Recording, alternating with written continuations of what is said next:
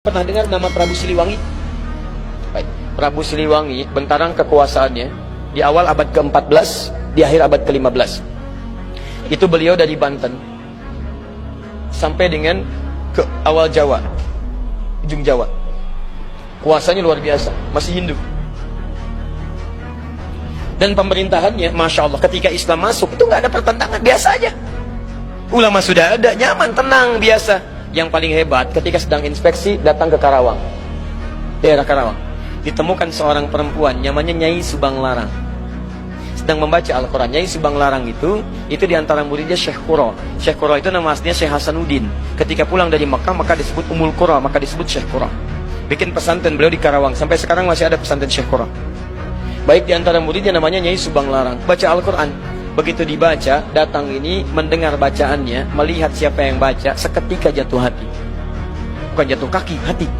Masya Allah. Begitu dilihat, langsung mengajukan lamaran. Penguasa, raja, kaya, tampan, Masya Allah.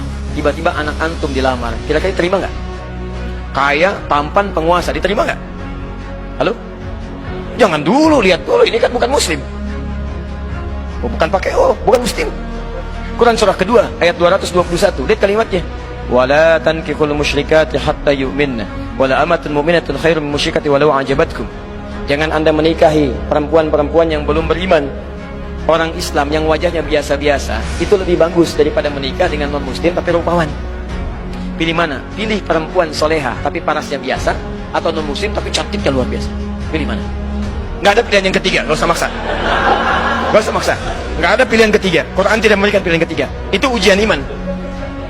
Selalu pasti, saya yakin pasti pilih yang ketiga. Kalau bisa Ustaz cantik dan beriman. Masya Allah, ya selalu begitu. Maka ini yang paling menarik. Yang paling menarik, dulu orang berislam itu kuat benar. Begitu datang, saya ingin melamar Anda. Apa kata beliau? Lihat, kalau orang sudah terbiasa melafadzkan lafaz Allah, lisannya berkata benar, maka akan kaku mengatakan yang buruk-buruk. Lisan yang selalu bersyahadat tidak akan pernah mengucapkan kalimat yang keluar dari syahadatnya. Kaku dia. Lisan yang selalu berkata benar, katanya baik, akan kesulitan mencari kosakata yang kotor. Antum kalau terbiasa berkata yang baik-baik, akan berkata yang kotor itu gak akan bisa, Pak. Nyari kosakatanya susah. Sama dengan lisan yang selalu bersyahadat 9 kali dalam sehari. 9 kali paling minimal. Subuh sekali, zuhur 2 kali, asar 2 kali, maghrib 2 kali, isya 2 kali. Asyhadu an la ilaha illallah, asyhadu anna Muhammadar Rasulullah. Lisan orang bersyahadat mustahil bisa mengungkapkan dengan lisannya kalimat-kalimat yang mengurangi nilai syahadat. Masuk Islam dulu katanya Subang Larang. Masuk Islam dulu baru saya ikut. Dengan nggak ada apa-apa. Padahal di hadapannya seorang pengusaha, penguasa tampan, punya kekuasaan, tapi kalimat itu kalau sudah lekat dengan Allah nggak ada nilainya yang lain. Allah. Maka apa yang dikatakan dari sini? Begitu keluar, ya saya masuk Islam. Tidak ada yang duga. Tidak ada yang duga. Masuk Islam, menikah dengan Nyai Subang Larang. Lahirlah kemudian 3 anak utama. Anak pertamanya disebut dengan Walang Sungsang. Ya, mungkin lahirnya agak sedikit bermasalah ya. 1423. Yang kedua, lahir Rara Santang. Lahir tahun 1426. Yang ketiga Raja Sengara. Begitu lahir melotot ya. 1427. Raja Sengara. Baik, yang paling menarik semuanya masuk Islam, jelas. Walang Sungsang berubah nama jadi Abdullah Iman. Abdullah Iman. Masya Allah. Perhatikan, ini begitu Islam masuk membawa pedoman kebaikan, jadi baik. Dengan Hindu gak ada masalah, dengan Buddha gak ada masalah. Tiba-tiba masuk Islam dan berubah jadi kebaikan. Tiba-tiba apa yang terjadi? Ini yang mau saya tunjukkan. Ini berubah jadi Abdullah Iman. Kemudian ini Rara Santang berubah jadi Syarifah Mudaim. Syarifah Mudaim. Pergilah haji. Saat pergi haji itu, tiba-tiba setelah selesai mau kembali, datanglah seorang laki-laki yang melihat Syarifah Mudaim, kemudian jatuh hati, minta kepada kakaknya Abdullah Iman untuk melamarnya. Maka diizinkan, menikahlah kemudian. Menikahlah Syarifah Mudaim dengan seorang laki-laki itu. Namanya siapa? Namanya Syarif Abdullah. Berasal dari Mesir. Maka diboyonglah ke Mesir. Saya simpan dulu di sini. Abdullah Iman kemudian pulang ke Nusantara, bertemu lagi dengan bapaknya. Setelah pulang, Prabu Siliwangi punya gelar Pamanah Rasa, namanya Manah Rasa. Ditugaskanlah kemudian untuk membimbing daerah. Lihat, mulai membimbing sekarang. Daerah yang sangat kumuh, saking kumuhnya disebut dengan lemah wungkuk. Lemah wungkuk. lemah bungkuk. Masya Allah. Di sini ada campuran-campuran etnis, dari ada Arabnya, ada Cinanya, ada kemudian orang lokalnya, dan nggak ada masalah. Begitu orang Islam datang, ditata jadi bagus. Oh, mereka campuran, dalam bahasa lokal disebut dengan caruban yang bercampur.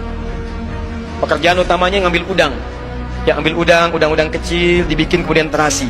Pakai air rebon, jadi rebon, air rebon, orang bilang sana Cirebon, jadi Cirebon. Orangnya caruban, tempatnya berubah dari Cirebon. Ditata dengan baik, jadi makmur, jadi bagus, berhasil di situ. Begitu nilai keislaman dilakukan, haji pulang dari sana, berubah lemah bungkuk yang kotor jadi Cirebon. Etnis yang bercampur, punya kemudian tata usaha yang baik. Caruban aslinya kemudian menyebar sampai ke wilayah Lasem. Antum kalau nanti dari Semarang belok ke Demak, Demak ke Kudus, Kudus ke Pati, Pati ke Rembang, ke Lasem.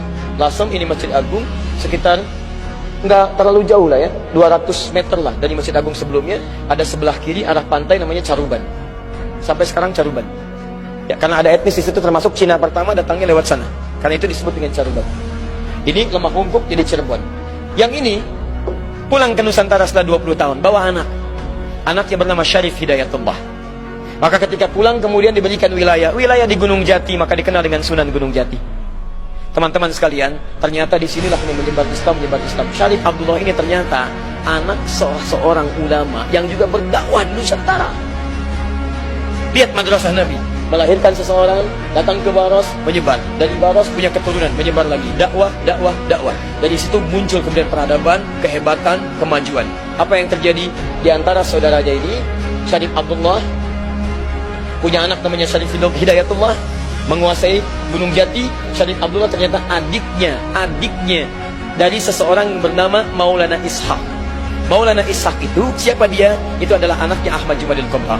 Dari Maulana Ishaq itulah kemudian melahirkan Kiai Haji Ahmad Dahlan. Yuk saya turunkan.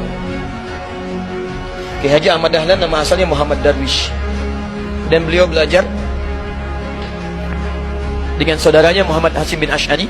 Ya, kemudian pertama kali belajar dengan Kiai Haji Soleh Darat di Semarang, kemudian berangkat ke Mekah, belajar dengan Kiai Ahmad Khatib Al-Minangkabawi, dengan Syekh At-Tarmasi belajar di sana, kembali lagi, dan Muhammad Darwis berubah jadi Kiai Haji Ahmad Dahlan, bin Kiai Haji Abu Bakar, bin Kiai Ilyas, bin Kiai Sulaiman, bin Kiai Murtado, bin Demang Jurang Juru Kapindo, bin Demang Jurang Juru Sapisan, bin Kiai Gerbek, bin Maulana Ishaq.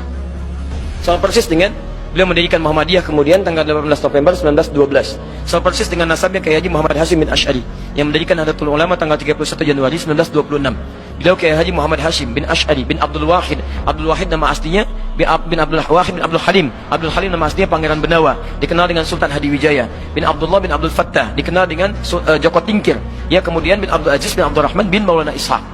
Ya, Walid Raden Ainul Yakin. Siapa Maulana Ishaq itu? Anaknya Ahmad Jumadil Kubra. Siapa Ahmad Jumadil Kubra itu? Keturunan dari Ali Zainal Al-Kabir. Ali Zainal Al-Kabir anaknya Ali Zainal Abidin. Ali Zainal Abidin keturunan dari Al-Husain. Al-Husain adiknya Al-Hasan. Al-Hasan anaknya Ali bin Abi Thalib radhiyallahu ta'ala anhu. Ali bin Abi Thalib suaminya Fatimah Az-Zahra. Fatimah putri Muhammad sallallahu alaihi wasallam.